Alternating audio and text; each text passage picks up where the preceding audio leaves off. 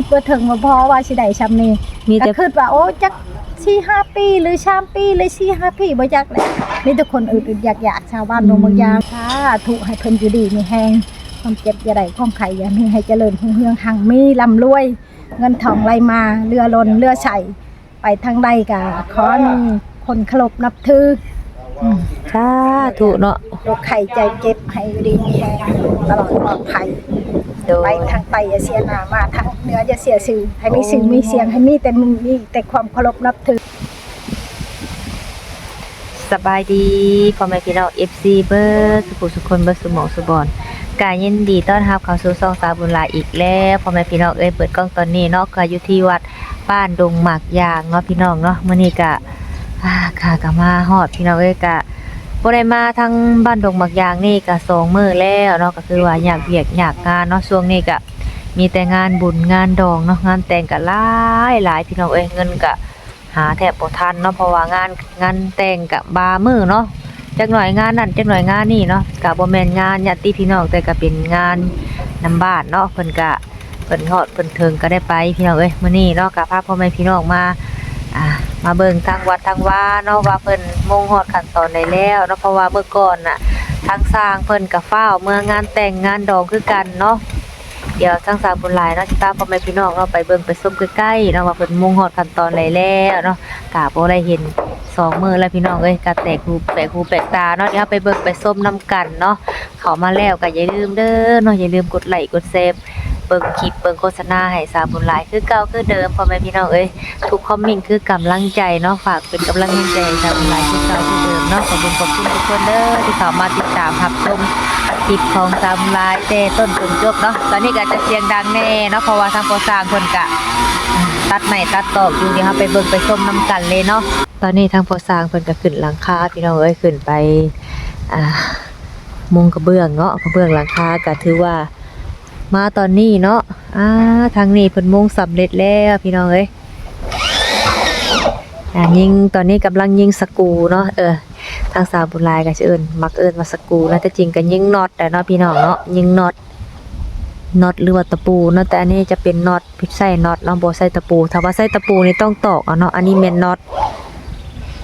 เพิ่นก็กำลังยิงน็อตเนาะแต่ว่าทางหลังคาของเพิ่นนี่ก็ถือว่ามุงไวพอสมควรมาตอนนี้มุงสำเร็จไปแล้ว1ข้างเนาะสันลุมเพราะว่าสันเทิงก็เสร็จสมบูรณ์แล้วเนาะหลังคาเทิงมันก็มี2สั้นมุงข้างนี่แล้วแต่ว่าบ่ฮู้ว่าเพิ่นก็มุงข้างทางเนาะข้างทางนี่เนาะข้างทางแล้วแต่ว่าบ่ฮู้ว่าเพิ่นจะมุงข้างเหนือหรือว่าข้างใต้ก่อน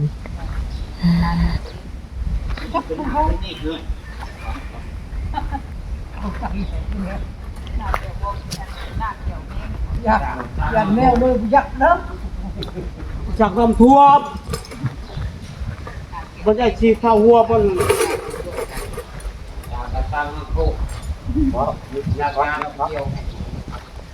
ก็สิเริ่มตายแต่หนักตายขาดน้ำเพิ่นว่าเนาะบ่สร้างเว้าแซวกันพี่น้องเว้าหยอกเว้าหัวเว้าโนหัวมอนเนาะถ้าบ่เว้าก็บ่ได้หัวพี่น้องเนาะเฮ็ดเวียกไปนำโอ้ลมกันไปนำ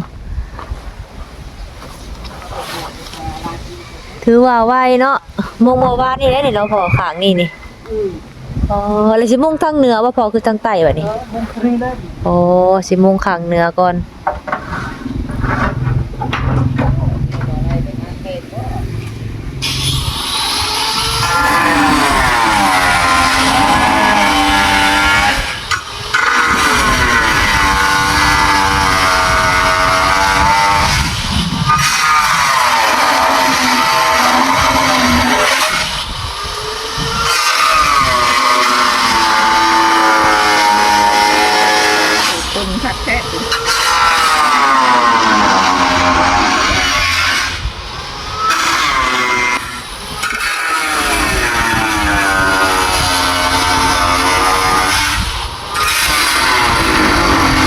จะสิได้ครับ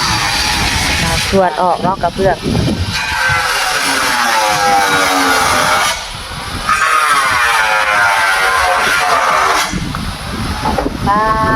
กสาวฝนเพิ่นก็มาแต่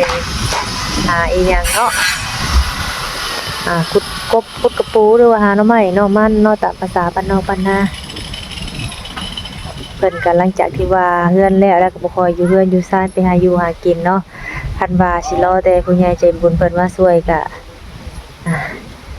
มันก็คล้ายๆว่าหาใจร่วมผู้ดังเพิ่นเนาะเพิ่นเฮ็ดให้สำนี้แล้วเฮาก็ต้องเลี้ยงชีพตัวเองต่อเลี้ยงชีวิตตัวเองต่อไปดิ้นรนเนาะพี่น้องเนาะเพราะว่าเพิ่นสิได้เฮือนหลังนึงมาก็บ่แม่นเรื่องง่ายเนาะถ้าว่าสำหรับสาวฝนกับผัวของเพิ่นนี่ก็ถ้าว่าหาด้วยเฮือแห้งตัวเองนี่ชาตินี้บ่ฮู้ว่าสิได้หรือบ่เนาะเพราะว่าแต่ชีวิตเนาะหาเช้ากินค่ำเพื่อสิมาเป็นเฮือนนี่มันก็ต้องใช้เงินก็หลายพอสมควรพี่น้องเอ้ยหันลงทางนี้บัดแม่นนาคทางพอสร้างเพิ่นเนาะพอสร้างเพิ่นก็บ่ฮู้มื้อนี้บ่ฮู้ว่าสิมาหรือบ่เนาะเพิ่นก็มาแต้มหัวนาคให้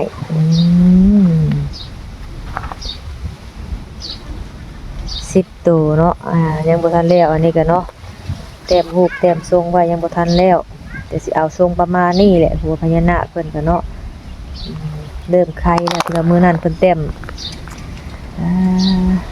เริ่มเอาสีเอาคิ้วเอาตาใส่แล้วบัดนี้เนาะพอสร้างเพิ่นว่าเพิ่นบ่ค่อยเฮ็ดเป็นปานใดแล้วเพราะว่าแต่ละคนก็เฮ็ดบ่ค่อยเป็นก็เอาทรงมาซื่อๆก็ยามันบ่งามปานใดก็คือแบบทางที่เฮาเฮ็ดได้เด้เนาะความสามารถเพิ่นก็ว่าเพิ่นบ่กล้าเอาเงินเอาคำดอกเนาะเพราะว่าเฮ็ดบ่งามเพิ่นว่าต่างซวยๆกันคือว่ามุทนาเอาบุญเอาศีลนำกันเพราะว่าเพิ่นก็บ่แม่นสร้างมืออาชีพเนาะเพิ่นก็แบบว่าพอเขาสิเอิ้นว่าจังได๋เนาะพี่น้องมีความสามารถใช้ความสามารถเนาะบ่แม่นว่าสร้างน้อยใช้ความสามารถ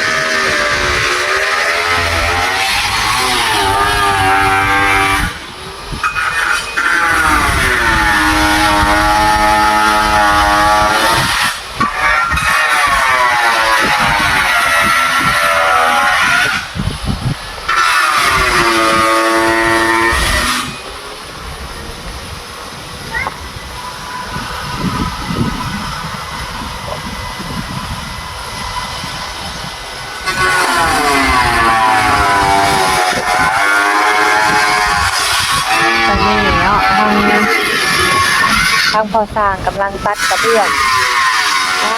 มื้อนี้ก็พี่น้องเอ้ยหันมาทางนี้กับลมบ่น้อยแล้วแต่ก็อีกอย่างมื้อนี้ก็ถือว่าอากาศดีเนาะมีแดดออกลมโชยลมโชยมาเนาะเพิ่นแดดออกลมโชยปกติบางมื้อก็ร้อนอบอ้าวเหลือเกินเนาะร้อนตับแตกตกลงมาแต่ว่ามื้อนี้บัดเป็นลมๆเนาะถ้าจริงก็เป็นเดือน4ลาวแฮมออกมา11ค่ำแล้วพี่น้องเอ้ยก็เดือน4เนาะก็จะมีงานแต่งกันหลายเนาะแต่งแต่ละมื้อนี่ก็หลายคู่พอสมควรสำหรับบ้านของสาวบุญหลายเนาะแบบเทื่อละ4เพราะว่าคนบ้านเดียวกันก็แต่งงานกันเนาะก็สิมีมื้อสมมุติว่ามื้อละต้องเพิ่นเอาเสื้อเอาหมอนเพิ่นสิมามื้อแล้วเนาะพุ่นโอ้ไผบ้านอื่นมื้อก่อนน่ะเนาะที่เพิ่นแต่งมื้อที่แม่สร้างมาเฮ็ดเวียกเฝ้ามื้อน่ะเนาะ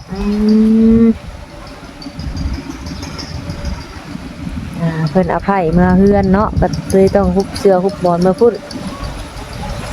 มีเครื่องสมมาเนาะแต่ละบ้านแต่ละเมืองก็จะแตกต่างกันเนาะบางบ้านบางเมืองนี่ก็แต่งแต่ก็บ่เคยสมมาเนาะเพราะว่าทางบ้านเพิ่นแนวนั้นแต่ว่าบางบ้านนี่ก็มีบ่มีก็ต้องได้สมเนาะเพราะว่าเป็นฮีตทองประเพณีแต่ละหมู่บ้านคันบ่เฮ็ดหมู่บ่เว้าเนาะก็คือเพิ่นว่าหั่นแหละเขาเมืองตาริวก็ต้องริวตาตามเนาะถึงว่าตาสิบ่ริวเฮาก็ต้องเฮ็ดให้มันริวเนาะเพราะว่าก็ซั่นมันก็สิอยู่ยาก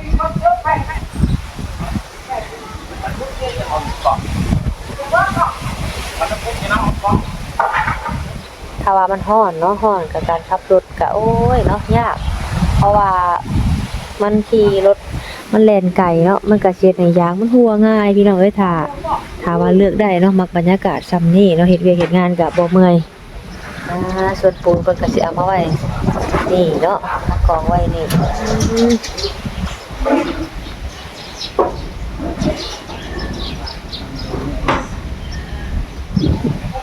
ปูนก็มาเก็บไว้นี่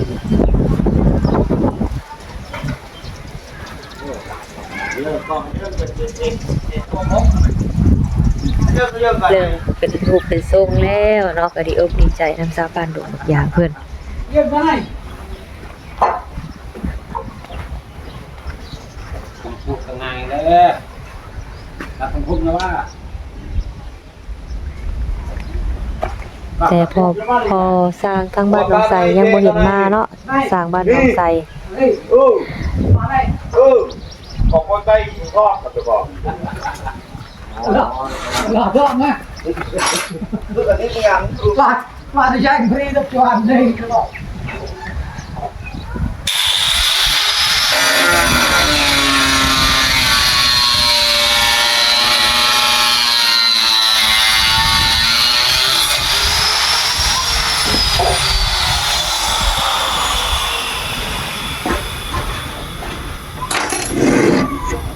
มีการนักพอสมควรเนาะกระเบื้อง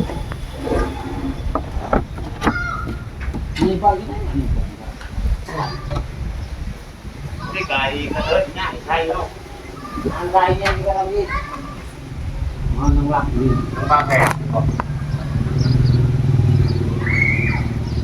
แบบไอ้คง ถ้าว่ามุงสั่นเทิงแล้วเนาะก็สิมาคอย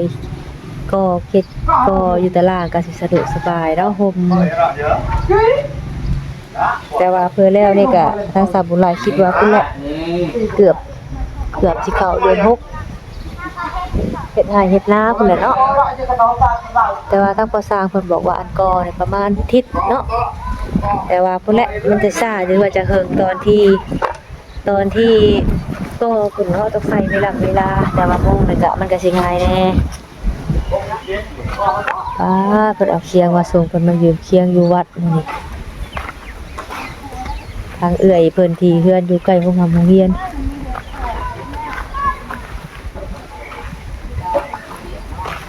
โอ้สบายดีเด้อทางเอื้อย ไปดี เอาเคียงมาส่งบ่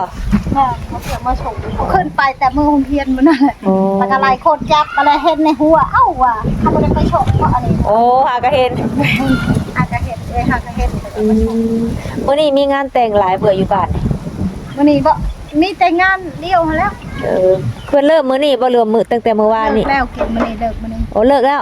โอ้เริ่มกินเมื่อวานนี่ แม่น มื้อ11น่ะคือมื้อเลิก แม่น โอ้คักเนาะได้ยินทางสร้างเพิ่นว่ามื้อ11แต่ว่ามื้อ11นี่แม่นมื้อเลิกเนาะ แม่น โอ้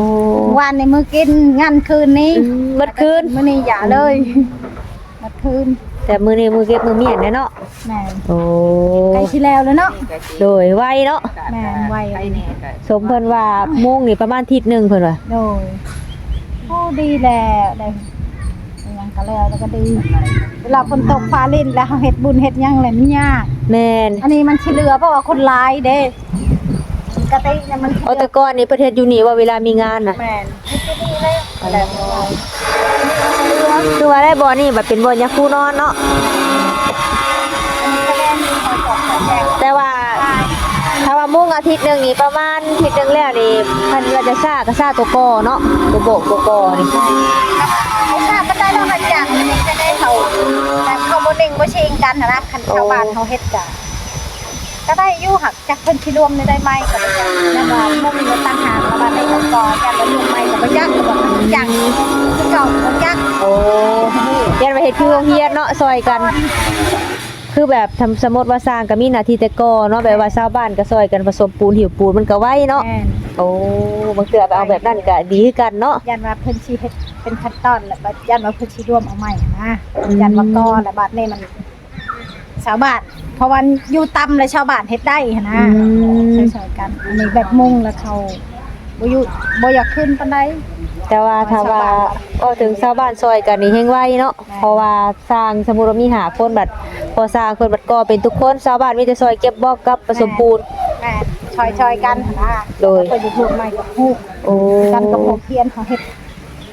แล้วไว้ก็สบายนะ แม่นเพราะว่าเพื่อแล้วนี่ก็สิเข้าเฮ็ดยามเฮ็ดหาเฮ็ดนาแล้วเนาะเดือนหกเลย แม่น คนก็เริ่มไปตกกาตกมุงแล้วเนาะเพื่อแล้วนี่ ก็ยันว่าเฮ็ดแล้วก็แล้วเขาพอดีเข้ากันกับเดือนหน้าแบบสงกรานต์หั่นนะอย่างยันขึ้นช่วงสงกรานต์ อ๋อ เลยนะ อยากให้ท่านสงกรานต์บ่ เลยนะคือว่าได้ยินอยู่นะหักแข่งสุเพิ่นสิรวมเอาใหม่นะ แต่ก็น่าจะทันอยู่เอ้ยเพราะว่าเดือนนี้ยังเป็นเดือนมีนาอยู่เนาะเดือนสงกรานต์มาเดือนเมษา แม่น เพราะว่ายังอีกเดือนโอ้ทัน สงกรานต์พอดีขึ้นกับสงกรานต์เลย โอ้อยากให้ท่านแบบว่า ฉลองเลย เอาพระไอ้พุทธรูปมาตั้งจัดพิธีอย่างเลยเนาะ แม่น โอ้แม่นแบบนั้นก็ดีคือกัน มัหม เนาะ บสงกรานต์เลยแบบหัน ก็เลยแบบว่าอยากเล็งมือ แม่ถ้าได้ยินเพิ่นเว้าอยู่นะฮะมันก็ทำในชุมได้รวมเพราะว่าตัวหนึ่งมุงยังบ่ทันไปแล้ว แต่ว่าถ้าว่าเครื่องครบแล้วก็บ่ยากหรอกเนาะ แม่ เพราะว่าทั้งชาวบ้านเพิ่นก็ต่างคนก็ต่างอยากได้ก็มีความสามัคคีกันอยู่แล้วเนาะ แม่ เพราะว่ามันเป็นของส่วนรวม แม่นเป็นของรวมเด้ แม่นถ้าว่า เฮียนหรือวัดอหย่างก็เป็นของรวม ถ้าว่าได้ขึ้นสนองช่วงสงกรานต์น่ะคือสิดีคักเนาะ แม่นมันม่วนเนาะ แบบว่า คือแบบว่าดินอยู่ในวัดบริเวณนี่ก็ทำบุญไปนำโอ้คักคือเอ่ยเพิ่นว่าเลยเนาะแม่นอันนี้ก็อาจจะได้อยู่ฉลองวัดอยู่เอ่ยเพราะว่าพวกมุงหลังคาก็มื้อนี้ก็เพิ่นก็สิมุงโซนนั่นเนาะ ก็บ่ได้เฮิงเนาะเพิ่นจุเพิ่นมุ่งนี่ก็ได้แล้วบ่เดือนหนึงบ่ บ่เพิ่นว่าบ่ฮอดเพิ่นว่า บ่ฮอดเดือนบ่ เพิ่นขึ้นบ่ฮอด แม่นชุดไรคือว่าบ่ฮอดอ้วนเพราะว่ามีแต่ฉากกับสร้างนะครับไว้แน่ แม่น ชาวบ้านเขาก็ขึ้นบ่เป็นเขาก็เลยเฮ็ดเป็นขั้นตอน อืม แบบสร้างมันขึ้นถึงเด้ โดย บัดนี้เรื่องก็ชอบต้องมันก็ปูนบ่เฮ็ดอีหยังยันว่าเพิ่นสิโดดชาวบ้านอีก อืม ปูนยกยัง ถ้าแบบนั้นแห้งไวเนาะนี่ตัวอย่างของเฮียนเนาะเพราะว่า อันนี้มันบ่ได้ใหญ่จากโรงเรียนเนาะโรงเรียนมันบัด มันใหญ่แน่ หลายขั้นตอน สิไว้จ้ะค่ะท่านอยู่ดอกสงกรานต์นะ ทานเนาะ ท่านก็ยันว่าเพิ่นสิเฉลิมฉลองเลย โอ้ เข้ากับสงกรานต์เลยนะ โดย เพราะว่าเป็นวัดอยู่แล้วคันเฮาบ่เฮ็ดกะมันบ่ได้ประเพ เพราะว่า ณีมันมีอยู่แล้ว แม่นเพราะว่าเฮ็ดบุญเฮ็ดหยังต้องเฮ็ดอยู่ในวัดอยู่แล้วเนาะ แม่น มื้อสงพระแต่ก่อนนี่คันสงพระนี่เฮ็ดสงอยู่ไสเอ่ย กะอยู่นี่แหละตามประชาหั่นแหละเฮือนหน่อยหั่นแหละนี่นะกะตินี่แหละห ใช่ อยแจกกะตินี่แหละมันบ่มีหอยแจก อันนี้บ่ แม่น โอ้อันบอนที่เพิ่นกวบอุนี่ แม่น อันนั้นน่ะบอนที่เพิ่นตั้งพระบ่ บ่ผู้อันเฮือนหลังน้อยๆหั่นน่ะชงไปพุ่นแล้ว โอ้ มันเพราะว่ามันบ่มีหอย โอ้ ไปนะ อันน่ะเฮือนน้อยแม่นบอนไม้พระบ่อันน่ะ เป็นชงพระ โอ้แบบว่าชาวบ้านมากก็แม่นได้ยืนฮดพระ แม่น โอ้ ชงอยู่นั่นแหละเฮือนน้อยๆนั่นแหละอยู่นั่นแหละโอ้ย เขาคิดว่าอิหยังบอนที่เขาคิดว่าบอนที่แบบว่าอันบอนยาทานอีหยังเพิ่นเสียแบบว่าเก็บกระดูกอีหยังเพิ่นบ่แม่นบ่ บ่แม่น โอ้ บ่ได้มีเด้บ่มียาขาดบ่มียาขอเพิ่นเชียร์เด้อยู่ โอ้ อยู่วัดตัวนี้นะ ยังบ่มีไผเสียอยู่นี่ ยัง โอ้ ยังบ่เคยส่วนหลายเพิ่นก็บ่ได้มาเพิ่นก็บ่ได้มาอยู่ปานไหนมีแต่ยาขออันนี้แหละเถิดไปชุดก่อนแบบเขาอยู่ได้เดือนหนึงเพิ่นอยู่ได้เดือนหนึงช่องเดือนเพิ่นก็ไปหั่นน่ะยาขออันนี้แหละอยู่ของเพิ่น แต่ว่ายาพอนี่เนี่ยบ้านอื่นแมันบ่มานี่ บ้านพวกตานคนงอยบ่ยาขอนี่ แต่ว่ายังบ่มักมีจั่วน้อยเนาะ อืม บ่ค่อยมีจั่ว บ่มีจัวบ่คือในเมืองในนามีจัวอันนี้บ่ยองเมืองบ่ปะ แต่ว่าเรื่องสังหารสันเพนี่แบ่งโดยการเป็นคุ้มหรือว่าจังไดเอ่ยหรื เป็ อน ว่า หน่วย เป็นหน่วย แม่ ปานนี้ในบ้านนี่มีจักหน่วยเอ่ยจักฮอด 3หน่วยหน่วยหนึงหน่วย2หน่วย3 โอ้วนไปวนมากะแต่ก็ค่าอยู่เนาะ แม่ 3หน่วย เพราะว่าสมมุติว่าเฮามีแนวอยู่แนวกินหน่อยก็เพราะว่ามียาคูองค์เดียวเนาะ แม่นแล้วก็สมมุติว่าเฮาลงตอนเช้าแล้วเขาแปลงใต้กระโตกแต่ว่าเป็นผ้ากระโตกช้างต่างหากกระโตกอันนะคะแบบเพิ่นชั้นแล้วแล้วก็กระโตกช้างต่างหากกระโตกยังพอต่างหาก แต่ว่าสมมุติว่าโรงนี่โรงรอบเช้าแล้วกลางเว้นบ่ได้โรงบ่ แม่ มีแต่เอาแนวกินมาจัดไว้เป็นผ้าไว้เพิ่น แม่น โอ้แต่ว่าบ่ได้มีตู้เย็นบ่เอ่ย มีตู้เย็น โอ้ขายอยู่ซั่นเนาะ หรือว่าบ่มีบ่หรือว่าเพิ่นขายแล้วก็บ่จักหรือว่าแต่เก่ามีคือบ่เห็น สมมุติว่าเฮาลงตอนเช้าแล้วเพิ่นเก็บไว้แบบกลางเว้นแล้วฮอดเวลาเพิ่นเอามาสั่นเองเนาะ แม่น โอ้ แบบของแห้งๆอะนะตัวบูดกะเพิ่นชั้นแบบของแห้งๆแหละภายในแฮกเก็บไว้มันบ่บูด อืม ก็สบายอยู่เด้จางซางกะง่ายอยู่แต่ว่าความจริงกะเพิ่นว่ามุงเนี่ยถ้าตัวจางก้อนกว่าชาวบ้านเพิ่นขึ้นบ่ยกเป็นว่าให้ช้างแต่เฮ็ดชั้นลุ่มเนี่ยเพิ่นสิรวมเอาไม้หรือว่าตั้งไม้เอ โอ้ ง แบบว่าหลังจากที่ว่าจบงานหลังคาแล้วแม่สิได้เว้ากันมาอีก แม่ โอ้ รวมไม้ทางต่อ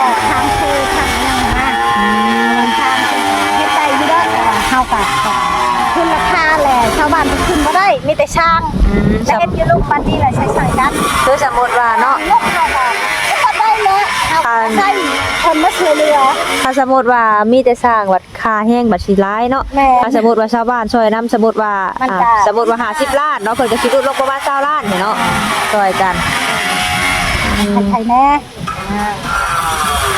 เพิ่นก็สิเอาเครื่องต่อเครื่องเนาะถ้าว่ามีชาวบ้านช่วยนํ ช่วยกันช่วยกัน โดย แต่ผสมปูนยกบล็อกยกนี่นั่งช่วยก็ แต่มีแต่หน้าที่ก่อก็ไว้เนาะแม่น อันนี้กันแค่เพิ่นแหละชาวบ้านเพิ่นก็ขึ้นบ่ได้บ่คือช่างเลย ๆบ่เคยเฮ็ดบ้านเนาะมีแต่จ้างส่วนหลาย แต่เฮ็ดอยู่ลมนี่ส่วนหลายเฮ็ดดีเฮ็ดหมกเฮ็ดใจเพิ่นสิทำบุญทำทานที่ช่วยเหลือสู่คน โดย ทำบุญทำทานช่างวัดว่าอารามได้บุญได้กุศล แม่นบุญกุศลอันยิ่งใหญ่เนาะ แม่นก็คิดบ่เทิงนึกบ่เทิงว่าสิได้ชำนี้ก็เห็นดีอยู่ แม่นเพราะว่าบาง ผู้ใหญ่ใจดีเพิ่นช่วยฉันก็บ่ได้ดอกคือว่าหั่นแหละคันว่าชาวบ้านก็ได้แต่ห้างมันนั่นแหละ ชาวบ้าน ก็ น่ะ บ่มี คือแบบถ้าว่าคือแบบอยู่ทางบ้านนอกคือกันเด้อเพราะว่าเพื่อสิเป็นวัดได้นี่แต่ละปีต้องเก็บเงินสมทบไว้แต่ละปีเนาะ แม่น เพราะว่ามันบ่ได้ปึบปับแบบนี้เด้เพราะว่าเก็บเงินจากชาวบ้านเพราะว่าชาวบ้านก็ครอบครัวก็บางคนก็มีพออยู่พอกินบางคนก็บ่มีบางคนก็มีเนี่ยมันก็เลยแบบก็เลยสิเก็บรายบัดเดียวก็บ่ได้เนาะ แม่น เพราะ ถ้า ว่า มาแก้เป็นเฮือนละพันก็มันก็บ่ได้หลายเฮือนละพันเฮือนนึง600,000ปลายเนาะเฮือนละพันแต่ว่าผู้มีก็มีแต่ผู้บ่มีการขาดเคินก็อะไรติดเดือนก็มันไปเป็นไงบ่เพิ่นก็เขาอึดอยากนะ แม่นค่ะ ก็ ผู้ บ่อยากมีบ่ ถ้า ถึง ผู้ บ่ เพิ่ ทั น น มี ก็บ่ได้ ก็ เก่า มันก็พอได้เฮือนละ1,000 บาทก็เนาะแต่ว่าผู้บ่มีบัด แต่ผู้บ่มีเฮาก็คือเห็นอยู่ แม่นเขาขาแรงแกงขาดหม้อเนาะจักสิเอามาแต่ซังใด แม่นก็บ่มีก็คือเก่าหั่นแหละจัก2-3 ปีเท่าใดบ่อยาก บ่ฮู้กำหนดเนาะ คั เพราะว่าเอาสมมุติว่าเพิ่นสิเก็บ ปีละพันนี่ก็ปีหนึงนี่ก็หลังคานี่จักสิได้หรือบ่เนาะ บ่ได้ เพราะว่า มีปัญญาแหละ แม่น มีปัญญาแล้วทำบุญทำทานอะไรนี่คือว่าเป็นก็ใจเรียนหรือวัดว่าอารามก็เพิ่นก็ทำบุญทำทาน แต่ทางบ้านน้องคือกัน เป็นคนดี โดยเพิ่นสิสร้างหยังสร้างบ่อนที่ให้ยาคูนอนหั่นน่ะก็ยังแบบช่วยกันบริจาคน้ำบ้านแต่ละปียังบ่ทันได้แบบ แต่ว่าทางเจ้าพ่อเพิ่นสิเฮ็ดเทื่อละอย่างตอนนี้ก็แอลปีหน้าแหละก็ล้างอีหยังหั่นน่ะเพราะว่ามันสิเก็บเฮ็ดบัดเดียวบ่ได้ บ่ได้ ก็เลยเฮ็ดแบบนั้นแหละก็เข้าใจอยู่เนาะวัดบ่ว่าจะเป็นอีหยังเป็นวัดเป็นโรงเรียนก็ถ้าสิเก็บปึ๊บปั๊บให้สร้างปีเดียวมันเป็นไปบ่ได้เนาะแม่น เพียงพอได้สร้างได้ช้าได้ทำบุญทำกุศล อันยิ่งใหญ่เนาะ ยิ่งใหญ่คือว่าโอ้เพิ่นก็สมควรแล้ว แต่ชาวบ้านก็นึกบ่ถึงว่าได้สิได้ชำนี้ก็บ่ได้ บ่มีไผนึกไผถึงดอกเนาะ เพิ่นช่วยเหลือกอะเพิ่นทำบุญทำทานเพิ่นก็มีน้ำใจอันนี้ทางรักษาวัดว่าอารามทำบุญทำกุศลอะไร มีแต่ป้า ชาว เนาะ บ้านก็ดีมุกดีใจอุ้ยคิดบ่ถึงว่าพอว่าสิได้ชำนี้ มี ก็ แต่ คิดว่าโอ้จัก4-5 ปีหรือ3 ปีหรือ4-5 ปีบ่จักแหละมีแต่คนอื่นๆอยากๆชาวบ้านดงบางยางก็ โดย เลยว่าโอ้ใจกว้าง บ่จักคำสิว่าจังใดเนาะมีแต่ว่าเพิ่นใจดีใจกว้างมีแต่ให้บ่จักความตอบบุญแทนคุณเพิ่นเนาะมีแต่คำอวยพรให้เพิ่นเนาะเอ้ยเนาะ แม่นสาธุให้เพิ่นอยู่ดีมีแฮงความเจ็บอย่าได้ความไข่อย่ามีให้เจริญรุ่งเรืองหังมีร่ำรวย เงินทองไหลมาเรือล้นเรือใช้ไปทางใดก็ขอมีคนเคารพนับถืออืม สาธุเนาะ โรคไข้ใจเจ็บให้อยู่ดีมีแฮงตลอดปลอดภัย โด ไป ย ทางไตอย่าเสียหน้ามาทางเหนืออย่าเสียชื่อให้มีชื่อมีเสียงให้มีแต่มึงมีแต่ความเคารพนับถืออยู่ดีมีแฮงใช้ได้สร้างบุญได้สร้างกุศลสร้างวัดว่าอารามนับแต่คงเฮียนเลย อย่างต่างๆเนาะ ได้ สา เบิด ธุเนาะให้เพิ่นอยู่ดีมีแฮงผู้เพิ่นสร้างก็ แฮงทาง วัดสร้างว่ากันเนาะ ทำบุญมื้อเช้าให้เข้ามามื้อแรงเด้ สา อ ธุเนาะสมค เงิ วาม น มุ่ ไท ง ย มั่น ให้หลั ปราง รถ มา นา เงินลายให้หลังเขาสาธุให้ด้วยล้นฟ้าล้น สาธุเนาะสมพรปากเพิ่นเด้อเนาะ สาธุ โดย บ่คือบ่เทิงเลยว่าสิได้ชำนึงก็ได้มุกดีใจชาวบ้านลงบางอย่างก็คือเฮ็ดนั่นแหละ โดย อึดๆอยาก ก็มันเป็นหนึ่งมากับบ้านน้อยเนาะ ๆ บ้านน้อยก็คือเฮาเห็นนั่นแหละ บ่ได้หลายบ่ได้ฮอด คือว่า60บ่เอ่ย บ่ฮอดเลย40 40 ปลายบ่40 43 42ในประมาณ คือถามตอนนั้นว่าบางคนว่า57บางคนก็60เนาะมันบ่แน่แต่ว่าประมาณนี่คันว่าลายสุดก็ประมาณ60เนาะคันว่าลายนะ แม่น แต่ว่าสิประมาณ50ปลายนี่แหละเนาะ แม่ คือประกันภัยอยู่บ้านเพิ่นเก็บเงินเท่าไหร่เอ่ย ชาวพันธุ์บอก โอ้โอเคอยู่เนาะ20,000ประกันภัย ได้มีเพิ่นกับเป็นคนใจดีเมตตา 20,000โดย ได้สร้างสาวัดว่าอารามทำบุญทำกุศล โดย สาวดงบางอย่างทุกอย่างปากมอง โดยถือว่าน้ำใจเพิ่นนี่ปาดงดงามเนาะ แม่นงดงามเหลือเกิน โดย หังไม่ หายังมาเปรียบเทียบใส่บ่ได้แล้วเนาะ บ่ได้แคือว่าเฮานี่ต่ำเพียงดินเพิ่นในสูงถึงฟ้าเฮาสิคว้าบ่ถึง โดย ดินกับฟ้าบ่คือกันเลย โดยเนาะ แม่น ขอบใจทั้งเอ้ยหลายเด้อเนาะสิ สาธุ โดย ให้เพิ่นอยู่ดีมีแฮงเด้อ โดย สุขผู้ โด สุข ย คนผู้ใด สม ได้สร้างวัดสร้างว่าสร้างบุญบารมีอยู่ดีมีแฮงตลอดปลอดภัยทำบุญกุศลให้อยู่ดีมีแฮงตลอดปลอดภัยชมหักษาลูกคนจินคนทำเข้าวัดเข้าว่าเมื่อทุกคนสู่คนให้อยู่ดีมีแฮงเด้อ สาธุสมพรปากเอ้ยก็คือกันเนาะให้อยู่ดีมีแฮงเด้อเนาะ สาธุ อ่ะเมื่อบ่ได้มีเวียกมีงานบ่จังเอ้ยนะ มาแต่งงาน โอ้ ไปนมา เลิกงานแล้ว แม่ โอ้งานดองที่ว่านั่นบ่ แม่ โอ้ ไปบ้านอันดองตะลุมนี่แหละก็ไปบ้านโคกมือหนึงช่องชามป้างบ้านน่ะ สอง ดอง โอ้ มันดองหลาย มื้ออื่นนี่ก็มีอีกบ่นี่ สงสัยมีแหละมาอื่นในบ้านโคก คันว่าบ้านโคกแรงบ่ โคกตอนหน้า เอาโคกหน้ากอยน่ะเนาะ แม่นโคก คันว่ามีส่วนหลายก็มาฮอดทุกครั้งบ่เอ้ย ฮอดนั่นแล้ว เป็นญาติพี่น้องบ่หรือว่าบ่แม่นก็ฮอด ญาติพี่น้องหรือว่าบ่แม่นก็ฮอดแบบช่วยๆเรือกัน ก็คือว่าไกลกันอยู่คือฮอดเนาะ ไก่ก็ฮอด โอ้ มันเป็นช่อง3บาทรวมเสียนำกันเลย นับแต่บ้านโคกบ้านเฮาบ้านน้องใส่บ้านนาเดือกกตาล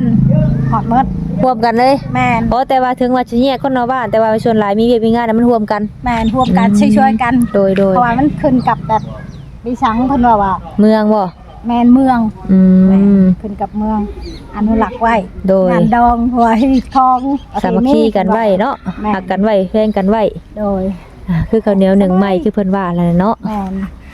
ว่าบ่มีแล้วก็ช่วยๆเรือกัน แม่น ให้ฮอด เนาะ ให้ถึงกัน อันนะ เพราะว่าต่างคนก็ต่างเงินหน่อยเนาะพอซอยๆกันไป แม่น เวลามีเวียกมีงาน เป็นเอื้อน้องกัน โดย ลาวเฮาประเพณีเฮามุงมื้อนี้มื้ออื่นมื้อก็แล้วเนาะยังสา แม่ มมื้อ แม่อันมื้อนี้เนี่ยคือสิได้โซนนี่นี่เนาะเพราะว่าอันนั้นเพิ่นตัดกระเบื้องเลยพุ่นมื้อนั้นทางปอสร้าง ช่าง เพิ่นสิเอาโซนนั้นแล้วในมื้ออื่นในมื้อฮื้อเนาะมื้ออื่นมื้อนี้ตัวนี้มื้ออื่นน่ะวันจันทร์วันค้านเนาะเพราะว่า แล้วปีใหม่เลยคึกคัก ดีใจเนาะปีนี้ถือว่าแบบ โอ้ยดีใจหลายๆ ของขวัญอันล้ำค่าสำหรับชาวบ้านดงบอกยางเนาะเพราะว่าจะเป็นโรงเรียนเป็นวัด อลังการเลยเพิ่นเฮ็ดเพิ่นฉางให้เพิ่นทำให้คันบ่ได้เพิ่นเฮ็ดเพิ่นฉางให้ จักปีใดเนาะ บ่ได้ สำหรับเก็บเงินแต่ละปีนี่เนาะ ซ้ำเพิ่นละพันนี่ยังบ่ได้ดอก แม้แต่ขนาดทางบ้านนอกนี่เพื่อสิได้กุฏิหรือว่าได้หยังแต่ละอย่างแต่ละปีนี่เพิ่นต้องเฮ็ดบุญพระเวทได้เพราะว่าอาศัยแบบว่าไปโมไปอิหยังเพิ่นว่านะไปบ้านอื่นหั่นน่ะ แหม่ แต่ก็เพื่อให้ได้ปีเท่านั้นล้านเท่านี้ล้านแล้วมาเก็บไว้สมทบไว้หั่นน่ะ แล้วก็สร้างวัดสร้างว่าเนาะ แม่นต้องมันเฮ็ดบุญใหญ่เด้เพื่อว่าอยากให้ทางบ้านอื่นเพิ่นมาโมมาทาน เพื่อสิได้ป้าใช้เวลาหลายปี ฉลองโรงเรียนบางใดนี่ก็มีแต่เงินเรือแต่หักกะบ่ยุเข้าวัดเลยทำบุญทำทาน มาโฮมเขาวัดเนาะเพราะว่าอันนี้ อยากให้มันแล้ว เพราะว่าเป็นของส่วนรวมเนาะ เป็นของส่วนรวมเลย แม่น นะ อยู่ทางบ้านก็คือกัน เขาขายเขาขายอหย่างก็รวมเขาวัดเลยอยากให้มันแล้ว อืม ช่วยกันแล้วก็เพิ่นช่วยกับเพิ่นช่วยหลายกว่าเฮาผู้ทำบุญกับบ่ปานใดดอก โอ้แม่นเพิ่นและช่วยหลายกว่าเนาะถึงว่าชาวบ้านสิเก็บกันกันเนาะ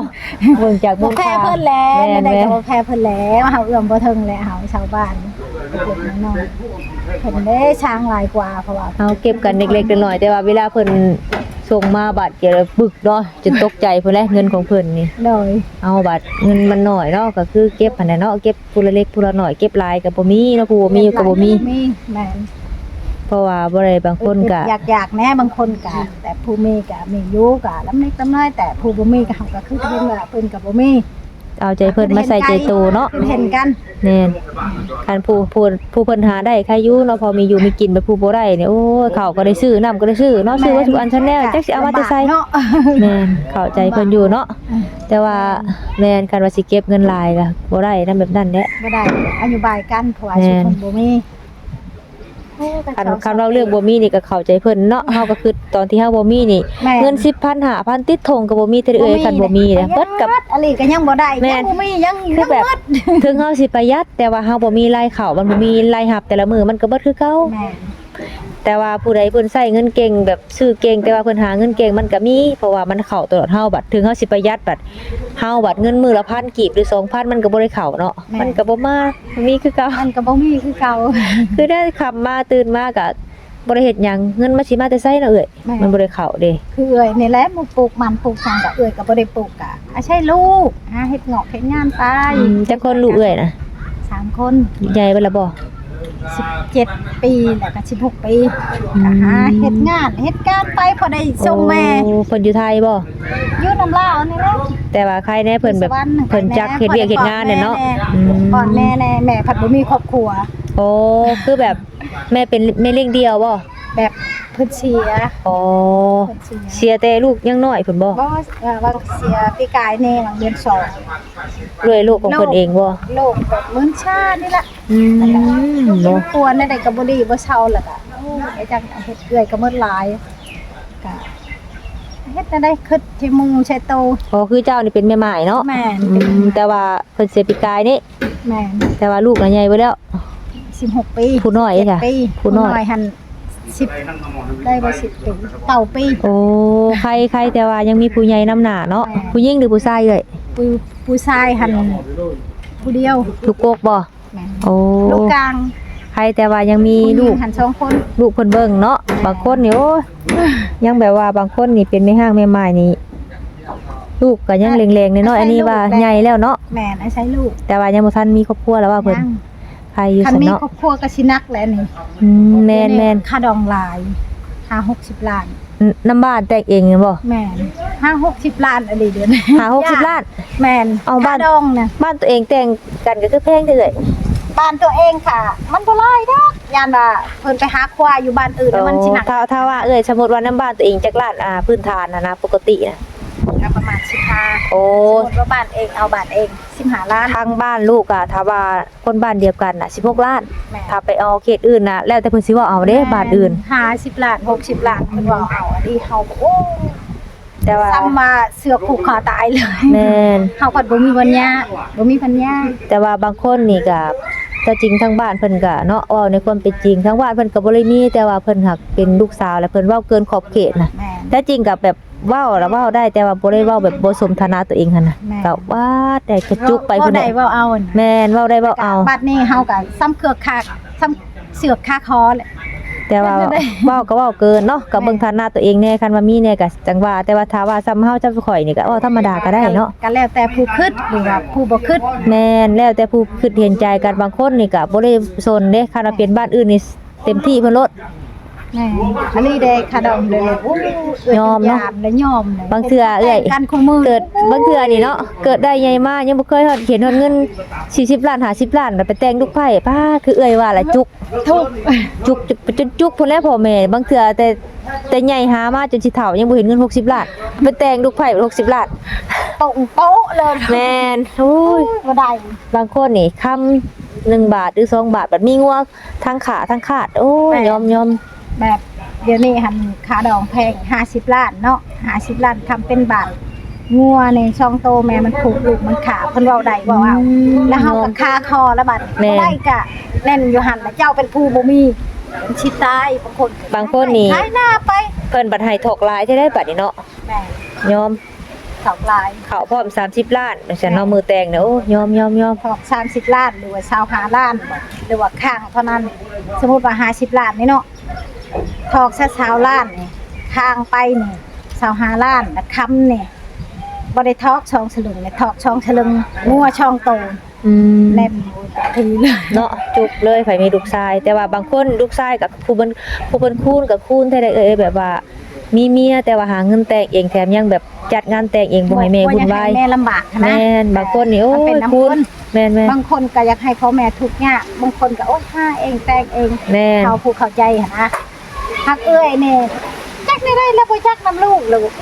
อืม คือเห็นลูกของอา ดอกลูกหั่นน่ะ น้องให้ลูกของอานี่แม่เพิ่นมีลูกชาย3คน4คนนี่แต่ละคนนี่บ่ได้ให้แม่วุ่นวายหาแต่งเองเบิดเลย ก็สบาย นี่แต่งเมื่อวานนี่ก็บ่ได้มาหากะ อ่าน เงิน พ่อแม่ เงิน ก็ ค่าดองงัวหยังจัดการงานแต่งแม่มีแต่ผู้เฮ็ดจัดงานให้ซื่อ แม่นั่น สุดยอด แน่นั้นมันก็สบายมันก็เบาๆแน่ ๆลูกชาย4คนแบบมีแต่แต่งเองเบิดโอ้ว่าบุญเพิ่นว่ะ แล้วก็สบายเพราะว่าเพิ่นก็คือเห็นพ่อคือเห็นแม่ แม่น สบายค่ะ ผู้เพิ่นเบิ่งพ่อเบิ่งแม่เนาะ แม่ ถ้าก็แล้วก็ ผู้บ่เบิ่งพ่อเบิ่งแม่เลยคิดแต่อยากได้บาทเดียวโอ้ขอขาดลง แม่น อย่าง บางคน ถ้า นี่ ลูกชายเอ้ยนี่จักได้เลยยันเน้นแต่แม่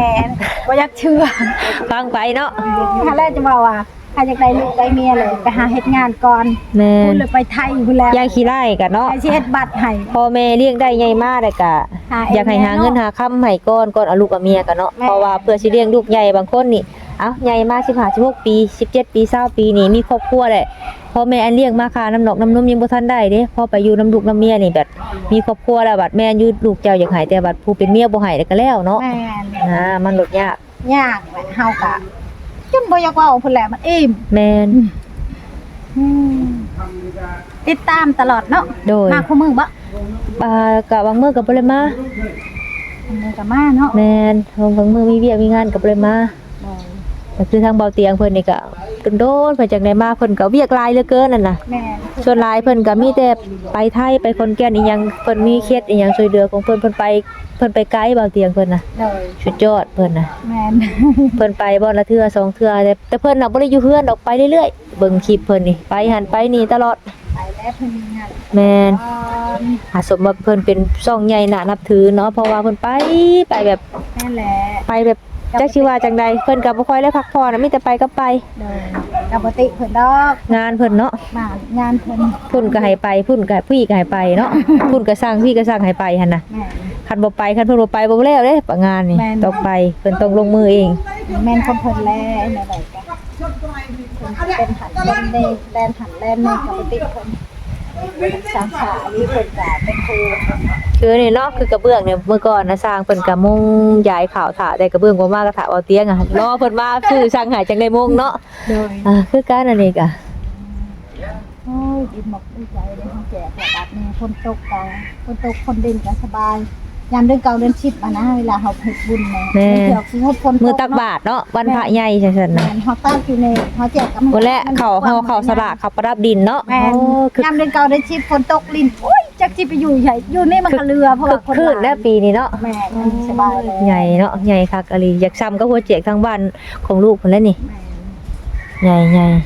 แม่สมควรแล้วคนชาวคนชาว แต่ว่าเพิ่นตั้งเสานี่คือสิหลายปีแล้วเนาะตั้งเสานี่ ตั้ แม่ ง น พี่ไก่ ปีกายนี่บ่ ตั้งพี่ไก่เนี่ยเดือนที่สาม โอ้ เดือนชองเนี่ยประมาณ แต่ว่าคอยเก็บเงินกันไปเนาะในความคิดของเพิ่นตอนนั้นกันเนาะ ไอ้สิเก็บเงินจักได้ได้ว่า อืมโดย เพิ่งสิได้มีคนชาวให้บ่คิดเห็นเลยว่าสิได้ชำนี้นอน ฟันพุ่นแหละเนาะ นอนก็ยังบ่ฟันบัดได้มาพึบพับเพิ่นเฮ็ดเพิ่นช่างให้ก็ดีหมกดีใจ ปุ๊บปั๊บเลยแม่นบ่ ปุ๊บปั๊บเลยจวด แม่น เลย ๆจวดจาดเนาะ จดจัดเลยดีหมกดีใจเลยชาวบ้านโดมยางก็โอ้ยว่าเนาะนี่เนาะว่ะช่วยเรือดวงถือว่าวาสนานี่ โดย ทุกคนทำบุญทำทานโอ้ยดีหมกดีใจเพิ่นกา